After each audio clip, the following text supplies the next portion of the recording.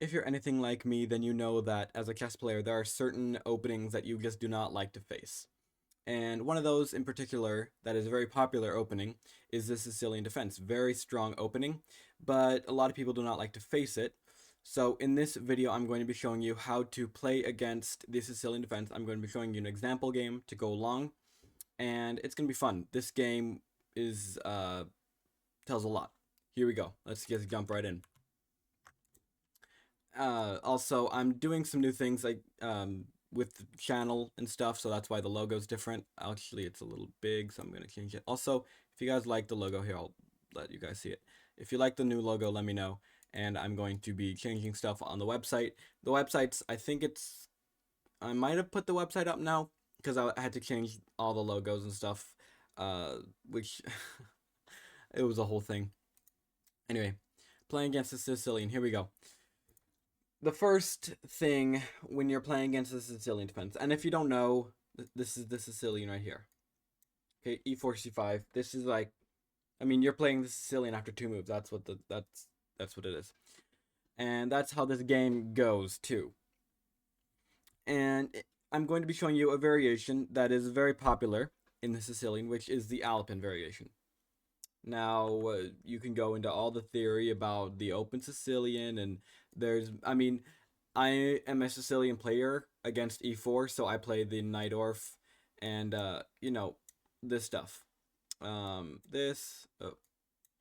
play this stuff, and then sometimes I play a6. You can also go.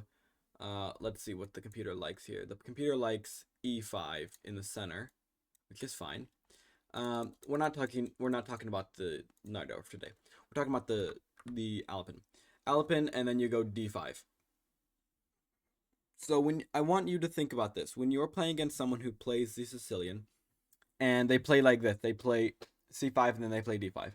They are trying to open the position. That is what they are trying to do, obviously, when they threaten the pawn like this.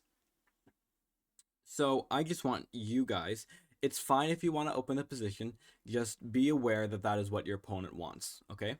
And always, you should always be asking yourself, what does my opponent want in any position, no matter if it's closed or open, no matter if it's a opening or a middle game that may favor you or your opponent. You should always be asking yourself that. And in this position, obviously, black wants to open the position. So you want to ask yourself who will benefit from this open position. And in some cases, maybe it benefits you, so go ahead and open the position. In other cases, maybe it doesn't. In this case, white can take. Queen takes, and now d4. Now d4, it's all right. Yeah, it's fine. Yeah, I mean, yeah, d4 is fine. And black has a variety of things. I mean, some of the most hilarious things you'll see. I'm not joking. Seriously, people play stuff like this, and it's just like, what now? What now? Oh, and they're like, oh, I wanted to go there. Okay, then why didn't you just do it before? But you'll see it. People will play some hilarious things. And backing up here. Okay. Black goes knight to f6, and now white goes knight to f3. Now black has some things. So black kind of got what they were looking for. I mean, they have a pawn in the center. I mean, both sides have just one center pawn. Black has the flank pawn there, but I mean, I don't know. Black is doing all right. Black goes knight to c6, just developing. Now bishop to e2. Again, with white, what does my opponent want? What is my opponent planning is a very good question. You should always be asking yourself, what moves can my opponent play that will either worsen or better their position? And just really don't you don't need to really overthink. Again, overthinking is probably better than underthinking. But if you're if you're playing a rapid game and you're wasting like 4 minutes on on the fifth move, no, you're not doing it right. Which by the way, if you're thinking that much in the opening, you gotta change up your position or just, I don't know, play the bomb cloud or something. Um, Here, black takes on d4, and now c takes d4. Okay, so now, um, white has a center. White has a d pawn, and black has an e pawn. Black has a little bit more development, but it is white's move now, and white goes bishop. Sorry. No, black's move. Black goes bishop to g4. It's all right. Doesn't really do anything. Knight c3, great move. Queen to a5. Okay. Queen to a5. I don't love it. I don't really know what it does. I mean, you could argue you want to go knight to b4. But then what? I mean, you know, um, this. Okay, I just said play a random move. This, and then like what?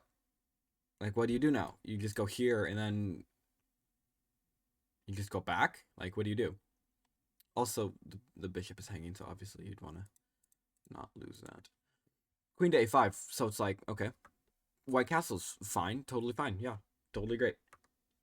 E6. Okay, e6 is fine. Yep, e6 makes sense. You want to get the dark square bishop out. You can always tell. Well, especially if you're going over someone else's game. It's harder if it's your own game because you want to be biased and say every move makes sense to you and stuff. But what I would say, if you're going over, especially someone else's game who you may not know, you should always ask yourself, does that move make sense? And here, I mean, so far the moves have all made sense. I'm just telling you guys. When you are going over a game, you should ask yourself, okay, so the big pointers are what does okay, so like how does this move change the position? Okay. Who is favored in the position so far? It doesn't have to be after that specific move, but who is favored in this position right now, as in like who has more space, whose king is more defended, who has more piece activity, things like that. And also, I would say, actually no, those are the two big ones. Yeah. So again, who does the position favor more? Okay, so which side, black or white, which side is favored more? And the other one is which side is more active, as in center control, pawn structure, and piece activity. Those are the two big points that you always should be. I mean, even if it's yours or someone else's, if you're analyzing a friend's, analyzing your own, analyzing your grandma's, analyzing your dog's games, uh, ask yourself that. And also, if your dog somehow is playing better than you, uh, either seek medical help or uh, you probably shouldn't keep the dog around. I mean, I'm sorry to say it, but I don't know. The dog has issues if it's actually playing better than you. I don't know. Maybe it's um, I don't know. Enough of that. Not going down that rabbit hole. Also, I'm just gonna keep that in the video. If you want to skip, that's fine, but I'm gonna leave it in there just so we can have that awkward moment. Okay, h3 now, and black can go back. Black has bishop to h5, which is just not too good. Bishop h5 is played. Now queen to b3. Okay, queen to b3 makes sense. We have castles and bishop to e3. Okay. White's obviously white's dark square bishop isn't so hot. You could go like pawn to d5, not right now because you'd probably just lose the pawn. Let me see. So like this. Yeah, oh yeah, you just lose the pawn. Yeah, don't do that. Okay. Whenever you guys are in this exact same position, do not go d5. Just know that. Now we have knight to d5. Rook to c1. Okay, so white is playing some great moves here. They do not rush. You do not rush to take pieces. You do not. You do not need to rush to take pieces. Okay? And also, another thing is, another reason I'm really glad that white did not rush is because if you would have taken that knight, the knight sees the knight sees the bishop. It's better for you to keep that knight on there, okay? Because it could take the knight or it could take the bishop. If it takes the bishop, even better, right? Because the bishop is dark squared. And there are, I believe, one, two, three. No, actually, there are equal amounts of pawns. So, I mean, really, it doesn't really matter which bishop is taken, but it's probably better if the dark square bishop is taken, because in this case, I don't know, white goes there. We have this, and now we have this many pawns on dark squares, whereas we only have 2 pawns on dark light squares. Just a side thing. Anyway, let's go back. Knight to d5. Rook fc1. So white is not rushing to take, obviously. They can take in the future. They're not rushing to take. Instead, they're going with their development. So king to b8, and now we take. Queen takes, and now bishop to c4. And, you know, black really doesn't want to lose their queen, which I guess makes sense. Knight to e5. Okay. So yeah, I mean, just the moves make sense. You should always ask yourself, do these moves make sense? And yes, they do.